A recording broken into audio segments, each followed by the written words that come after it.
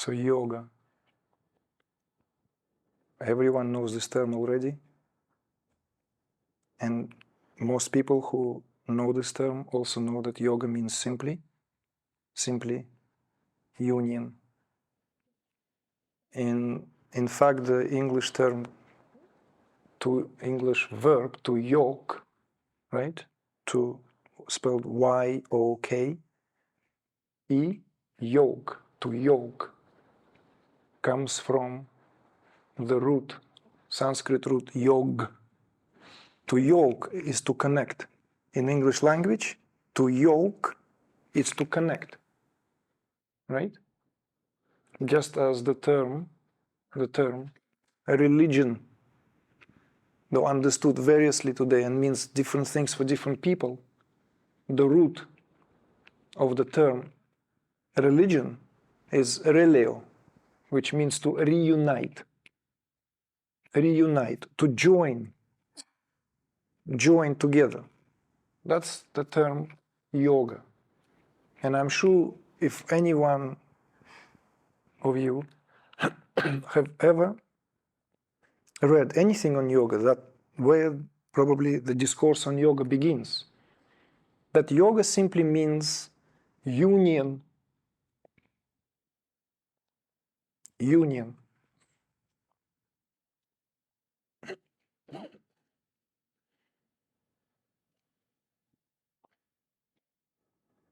Whether that was the original meaning of yoga, or whether that meaning was associated with yoga, with term yoga, always throughout the history since the term yoga appeared,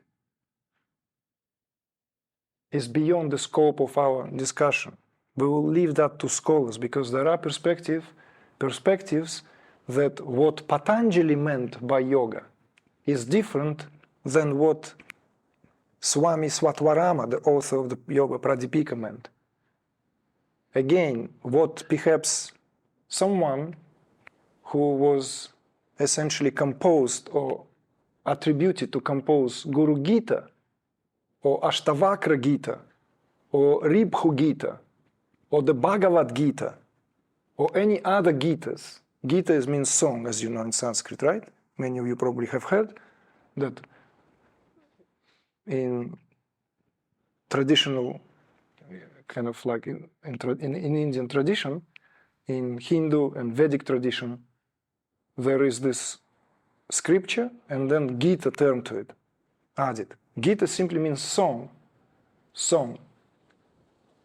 Like Bhagavad Gita is Bhagavad, as the term itself exemplifies, is that which stands for the divine. And in many other Gitas, like Guru Gita, is that, again, the term Guru here stands for that what conceals and that's what reveals. The song of that what conceals and what reveals the essence of reality.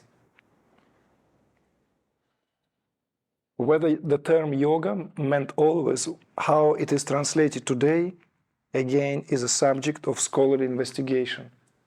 What I invite all of you to simply ponder on is its value to your own life. In other words, its value to you intimately. Of course, it could arise, it could come, or be motivated by sheer impulse to enrich your knowledge on this sacred tradition and its provenance, because yoga is a widely spoken phenomenon. It's something that took by storm our modern culture. Everywhere you go today, there are yoga classes and yoga studios, everywhere. Whether you are in New Zealand, Australia, Brazil, Canada, or any country in Europe, you will have yoga studios and people practicing yoga. So in other words, that's what allows us to speak of it as a widely observed phenomena. Yoga is literally entered, not just our languages, it has entered our consciousness as this methodology. Of course, there are many polemics being held at the moment of what yoga in essence is. Whether the yoga that is being practiced and taught today is always the yoga as it meant to be taught and practiced at the time when that term came to wider use in the Indian subcontinent to begin with. But this is all to the scholars. What I invite all of you is to simply ponder on its validity and its value into your life, as simple as that. So for that reason, it would be very legitimate question to ask yourself, what is actually yoga? What is this union we're talking about here to begin with? What kind of union? Union of what with what? Because the term yoga, as we have just now presupposed or established, means union. And union always, again, I invite this kind of line of thought. I know you were meditating now and maybe perhaps feel lovely to be in a more abstract state. And I'm like, sharpen up. Use your mind. Use your intellect. Let's all together see what that really means here. The term union obviously presupposes union of something with something, isn't it? Is it not? Right? Because then we have a word disunion. Sometimes it's helpful to get an entrance or deeper insight into the term when we contemplate its opposite. The opposite of union is disunion. So when we say disunion in this context, it will also presuppose disunion between something. It cannot be just disunion. Disunion of what?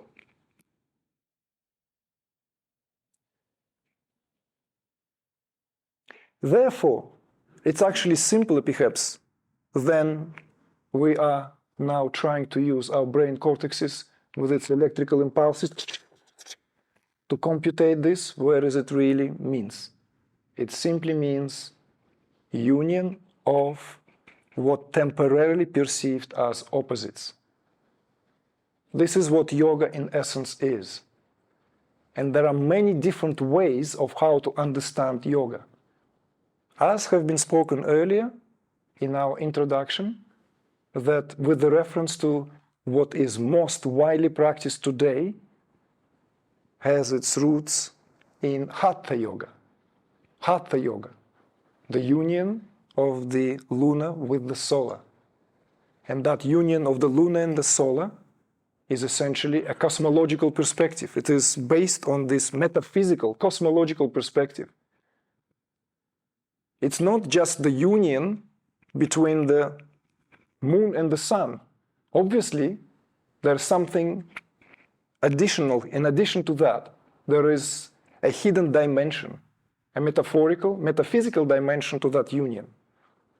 As we know, the sun stands for that, what essentially gives life to everything, at least in this corner of the universe, in this solar system.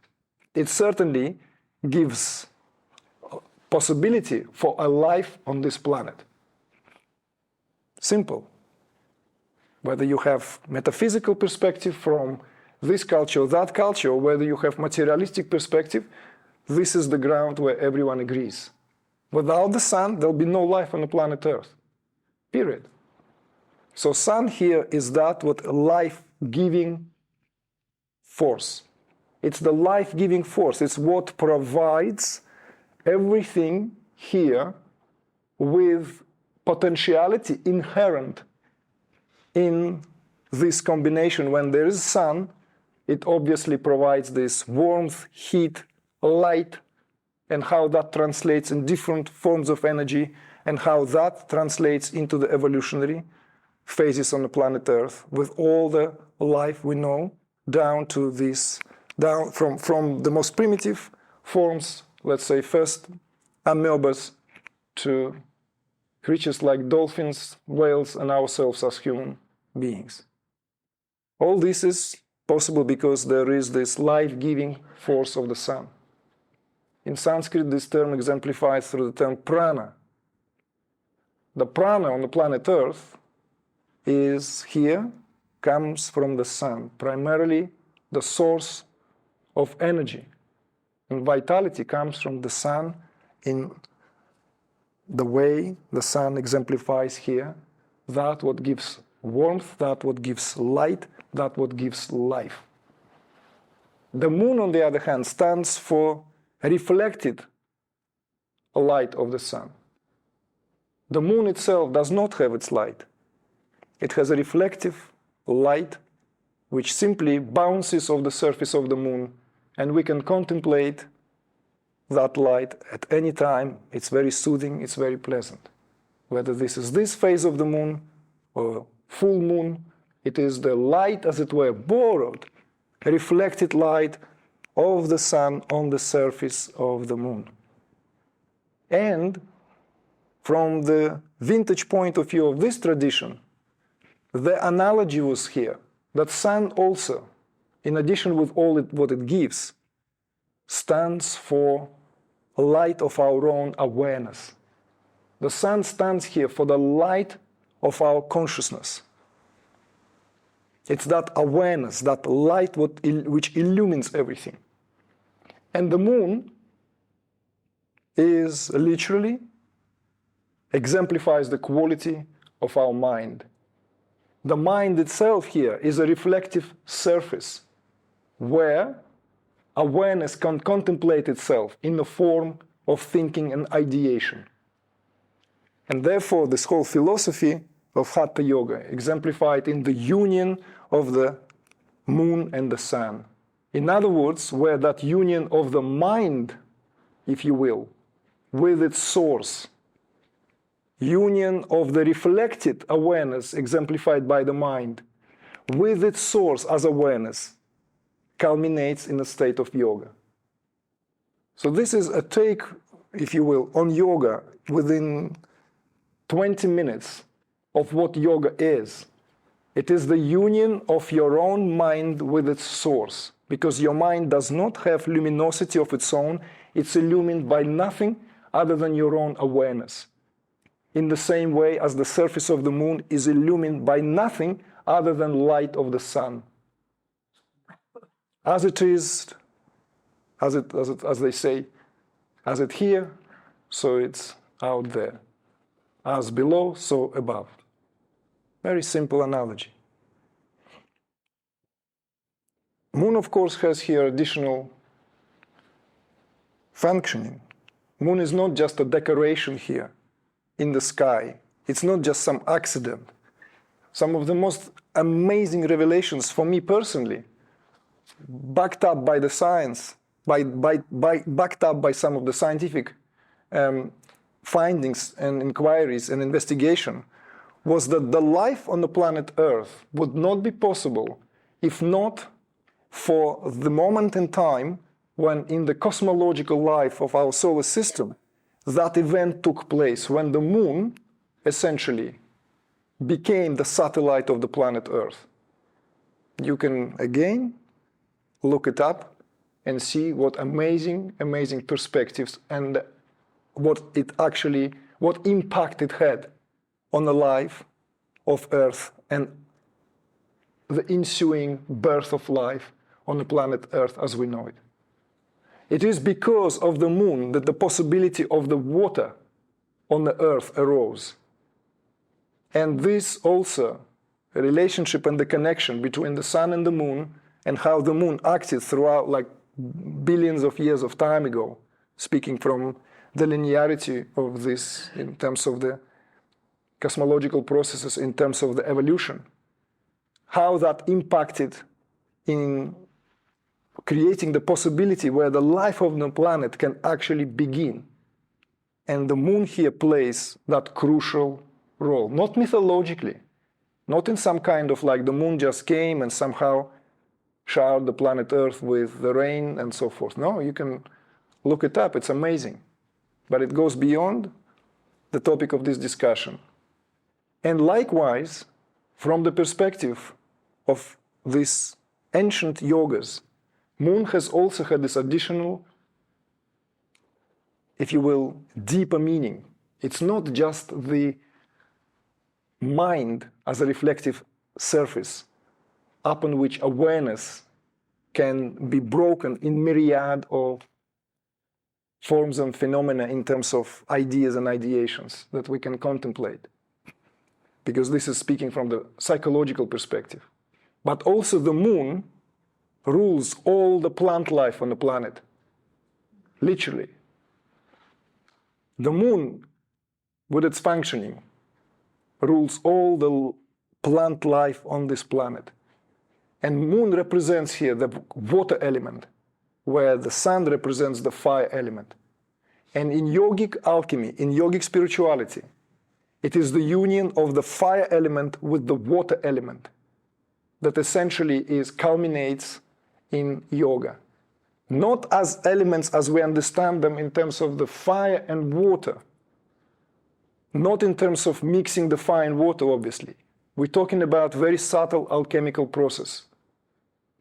And the whole spiritual anatomy here, human spiritual anatomy, is seen, if you will, as a living cauldron of that process, where yoga here and tantra overlap and share territory pretty much in most amazing way, which we will expand more and in a greater sense in our discourses tomorrow and so forth in the times to come. But just to give us this very broad stroke perspective of what is yoga. Yoga is union with that what appears as disunion.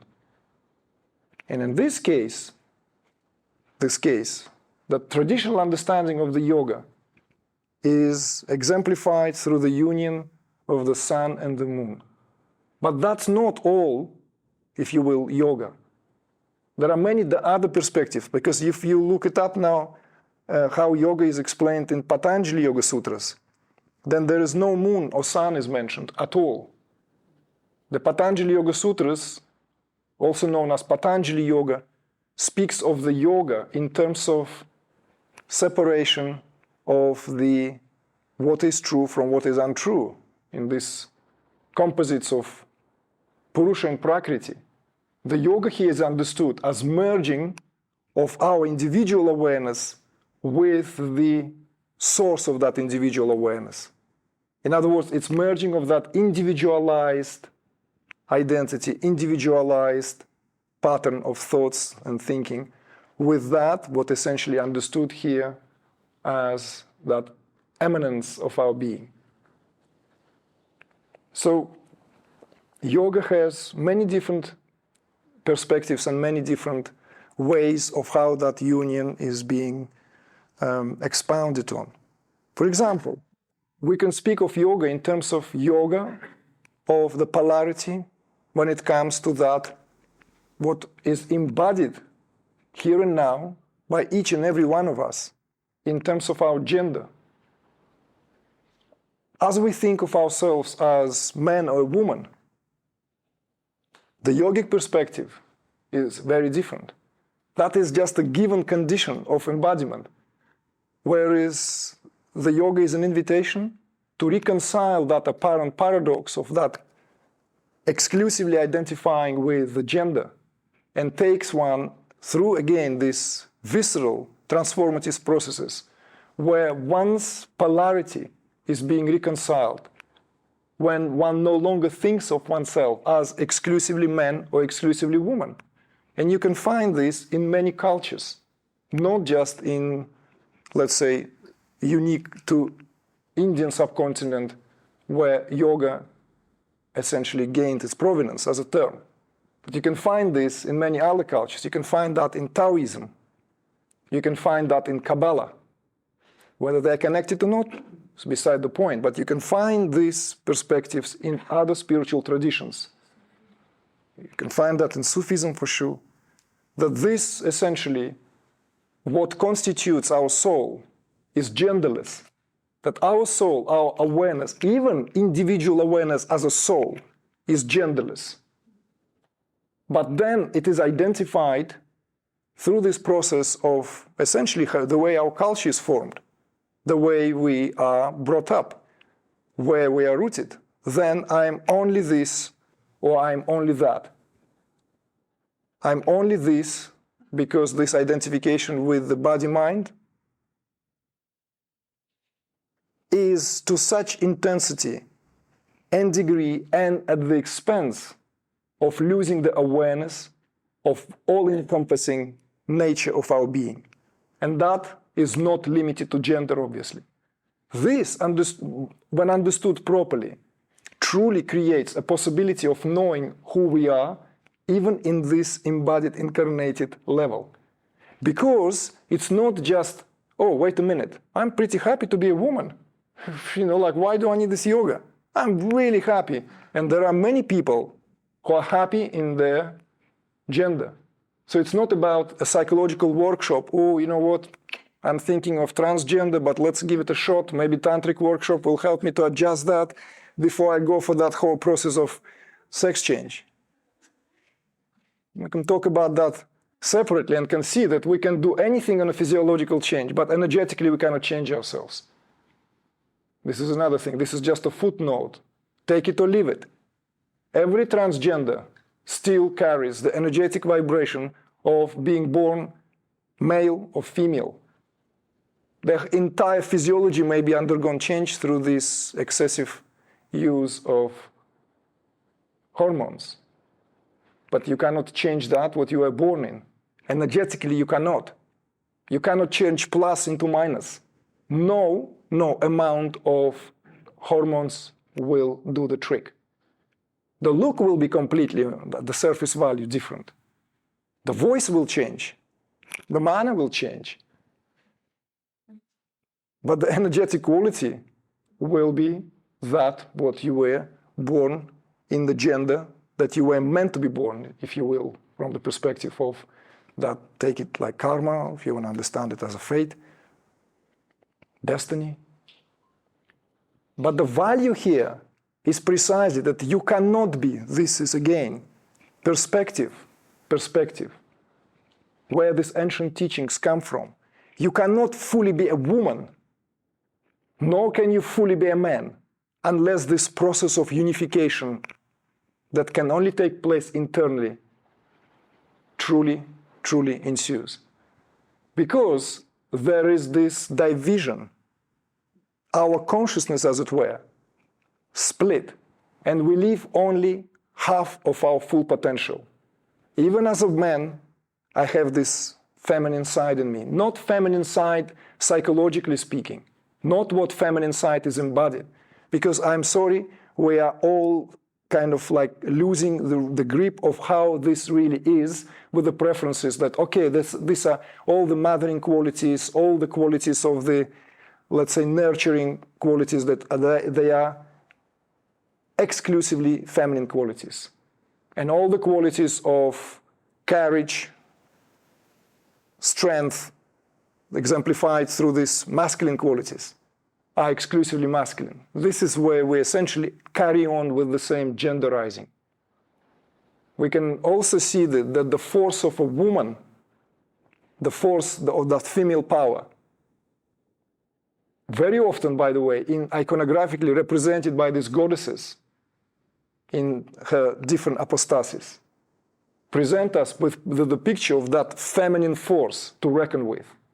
Likewise, the masculine force can exhibit all the shades of tenderness, nurturing, even dare I say, what otherwise exclusively identified with mothering qualities only.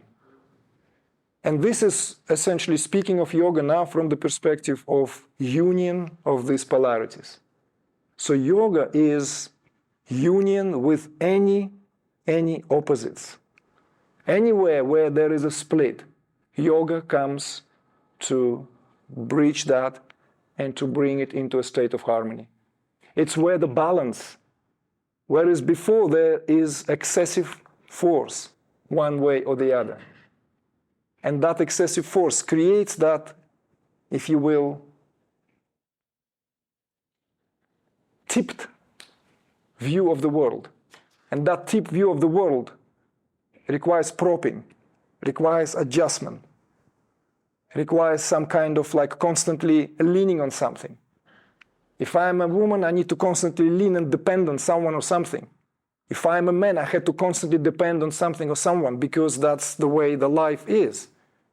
Whereas in truth, the whole idea of dependence here is psychologically ridden. It's like an excuse we give ourselves to fully stand as consciousness, where then the possibility of true relationship can unfold from that place where we truly embody our qualities in that balanced way. So this is what yoga does. So we can see yoga here has therapeutic application in terms of creating harmony when there is a lack of it. Likewise, it can go all the way to essentially bringing that union of the disunion with the disunion, because that's what yoga ultimately is. If we look into the scriptural, let's say, confirmation of that, when in the Bhagavad Gita, Arjuna presses on Krishna to give him this explanation of what is yoga. And the response is that the yoga is this union with the disunion itself, you see? So ultimately, yoga finds its reconciliation with the disunion. It's a union with the disunion. It's that ultimate union with any opposite. Anything that we considered ourselves to be, anything that we have considered to be in a state of rupture, is brought here to reconciliation of that oneness. And that is yoga. This is a true noble meaning of yoga. And there can be many, many different yogas and many different perspectives. So when we gave that loose title, Universality of Yoga, this is what we had in mind. That yoga has nothing to do with cultural preference. It has nothing to do with the way we are predisposed to it or not. All of us are yogis already without exception. This is another perspective that exists in a given culture. That yoga here is not a property of this culture or that culture. Someone who is born in Canada, for example, in a family of Polish or German immigrants, have just as much to claim their connection to yoga as people who were born in Kerala or Rishikesh. It makes no difference. Absolutely no difference. It's not a cultural, if you will, culturally determined phenomena. This is why yoga is so widespread today. The popularity of yoga rests precisely in its universality, because it's applicable to anyone at any time, because it's essentially a methodology of who we are. Because yoga is also, it's not just a philosophy, it's a methodology. Yoga is not just something to understand yoga. If I give you just like, we're running the danger here to take you too much into the philosophical discourse, but yoga essentially is what we gain, it's what we experience directly of all that what we have accumulated in any other system of philosophical inquiry. Even in terms of Indian philosophy, yoga is paired with Samkhya. And Samkhya philosophy is the platform for all these branches of Vedic knowledge, which today make its waves in any corner of the world. Most well-known, Ayurveda. If you go to the course of Ayurveda, any course of Ayurveda, you will have to study the basics of the Samkhya philosophy to understand the basic metaphysical perspective upon which Samkhya operates. And yoga is the verification of that knowledge through direct experience. Even if we speak from yoga in terms of how it is understood in the in the scholarly circles in relation to 6 other systems of Indian philosophy. But yoga is essentially universal path to union. That's what yoga is. And therefore yoga is here to stay, and yoga to go into a greater depth. Because what we're experiencing now is the first wave, that big wave that essentially made the more physiologically oriented, more physically oriented yoga, which will sooner or later will bring the necessity to begin to adjust that yoga is not just about postures, it's not just about what it can do in terms of its therapeutic application. Because above all else, yoga is that what gives us freedom to experience our essential nature beyond the opposites, which otherwise render us in these divided, separated, ruptured individuals.